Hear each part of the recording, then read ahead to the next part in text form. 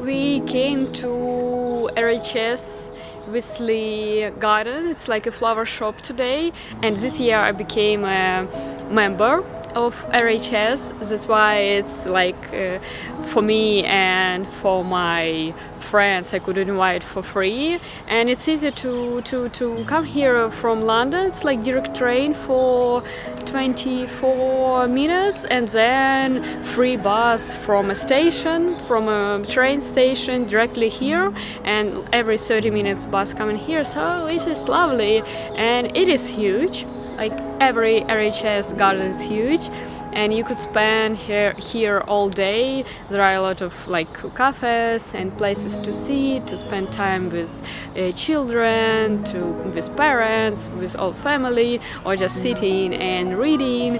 And yeah, love it. And today is really outstanding flower shop because I just found some plants, like home plants or just plants for gardens that I never seen before.